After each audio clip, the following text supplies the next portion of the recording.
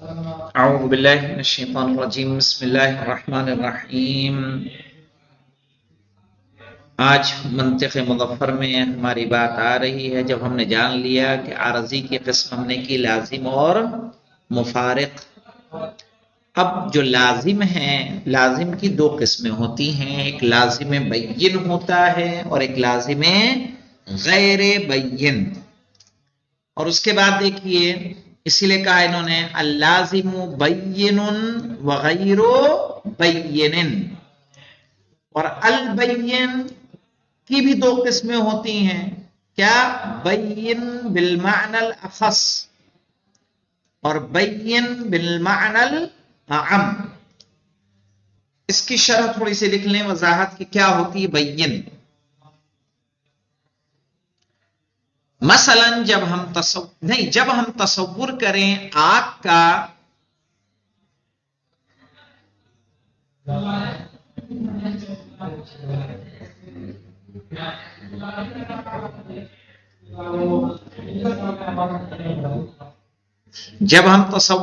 آگ کا تو فوراً اس کی حرارت کا تصور ہو جاتا ہے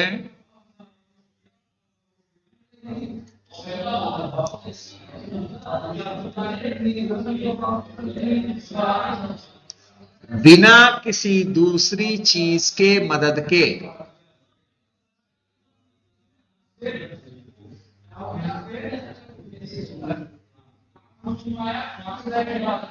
اور یہی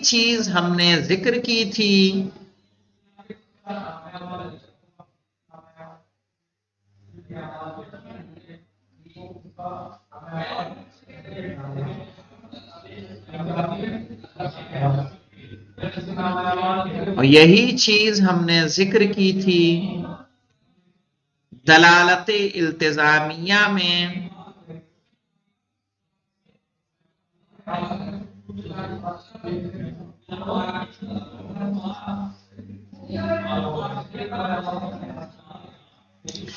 کہ جس میں ملزوم کا تصور کافی ہوتا ہے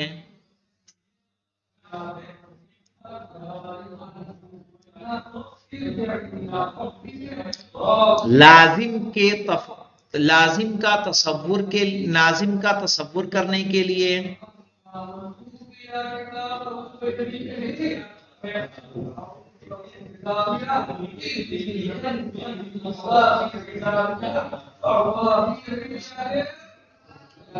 یعنی کیا مطلب آیا سمجھ میں؟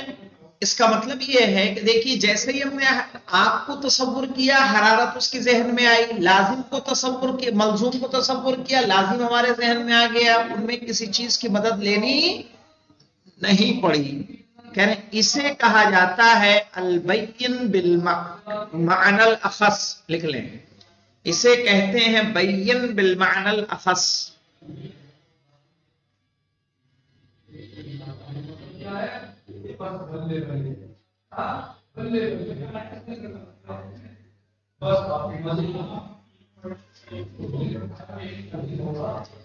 لیکن جو بین بالمعنی العام ہوتا ہے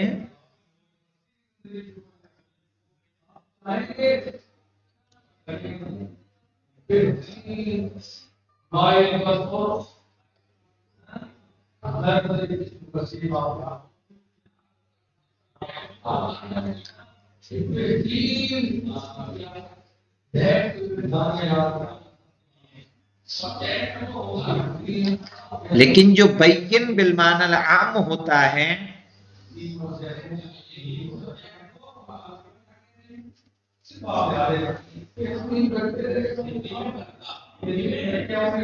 اس میں صرف ملزوم کا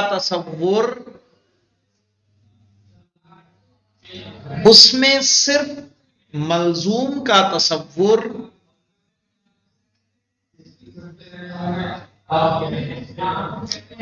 لازم تک منتقل ہونے کے لیے کافی نہیں ہوتا۔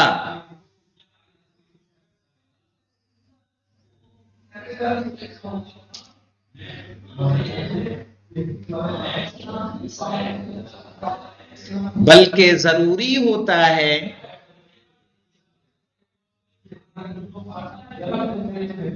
کہ ان کے درمیان نسبت کا بھی تصور کیا جائے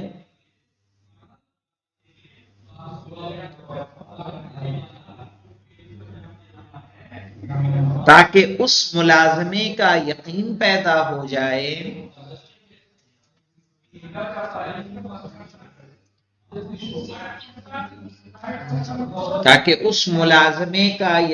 پیدا ہو جائے اور ہم نتیجے تک پہنچ جائیں.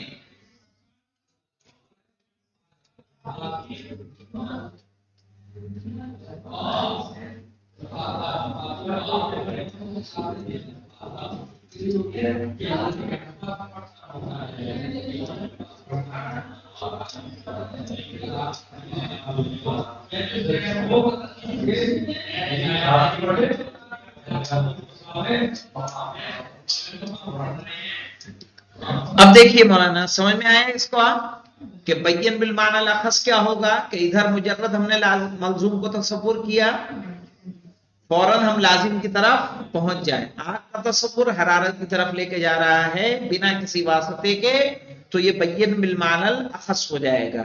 لیکن جہاں واسطے کی ضرورت ہو جائے مثال کے طور پر دیکھیے جب ہم نے کہا 2 4 کا آدھا ہے تو یہاں دونوں کو ایک ساتھ تصور کرنا ہے کہ نہیں تصور کرنا ہے ورنہ آدھا سمجھ میں آئے گا.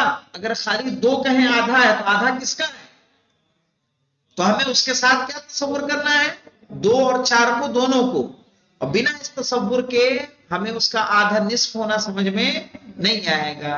تو اس کو کیا کہیں گے بین بالمعنی الاعم. کیوں؟ کیونکہ یہاں واسطے کی ضرورت پڑ گئی. اب آئیے دیکھیے مولانا عبارت کو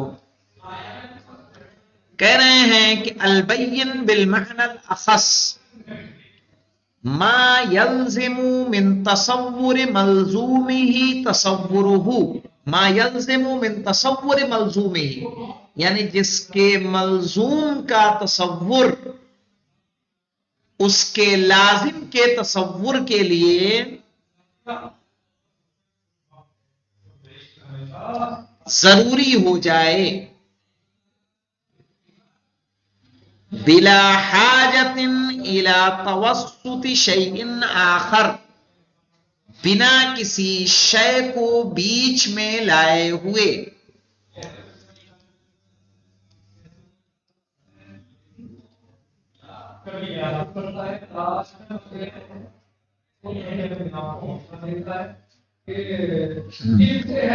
اب یہاں پہ دیکھیے مولانا یہاں یہ کہہ رہے ہیں یہاں پہ نوٹ لگائیے اور یہی بات مصنف نے شرط دلالت التزامیہ میں کہی تھی.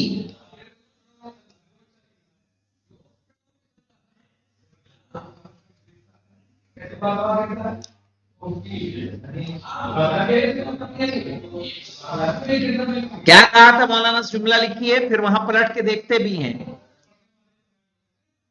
کہ وَيُشْتَرَطُ أَيْضًا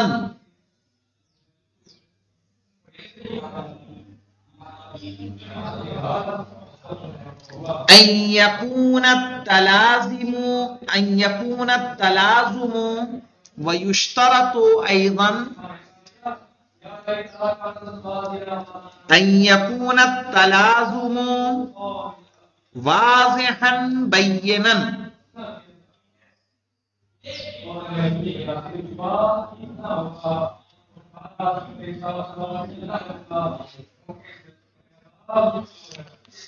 وہاں استعمال کا نہیں آیا تھا.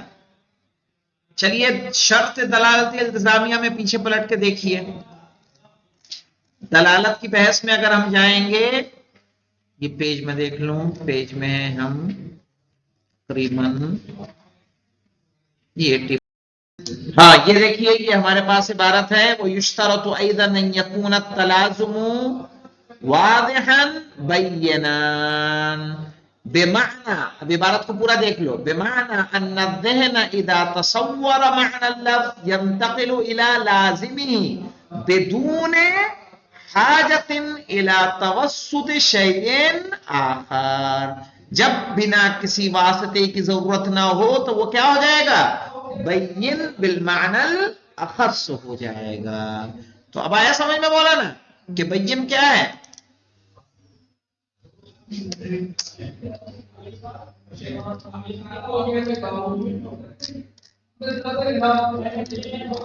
تو یہاں پہ ہم نے کیا پڑھا؟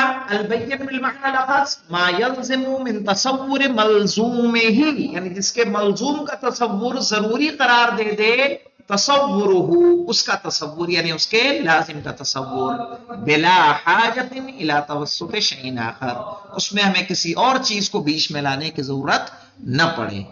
بین بالمعنى العام کیا ہے مولانا؟ بین بالمعنى العام کے بارے میں کہہ رہے ہیں ما یلزم من تصورہ، ما یلزم من تصورہ تصور الملزوم.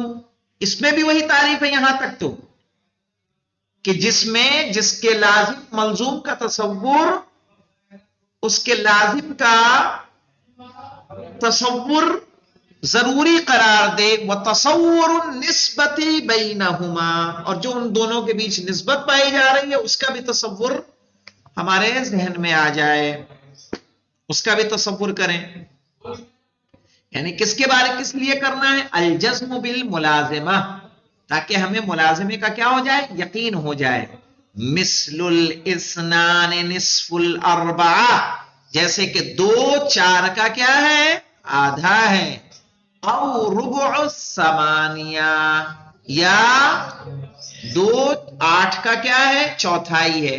تو یہاں جو ہمارے پاس ہے اگر صرف 2 کو لیں گے اور 4 کو لیں گے تو نصف کی نسبت ہمیں سمجھ میں آئے گی کہ نہیں آئے گی؟ جب تک 2 اور 4 کو ایک ساتھ نہ سوچیں. صحیح، جب 2 اور 4 کو سوچیں گے تب ہمیں سمجھ میں آئے گا کہ یہ اس کا کیا ہے؟ نصف ہے. انشاءاللہ جو اس کی تفصیل ہے وہ کل آئے گی. والحمدللہ رب العالمین.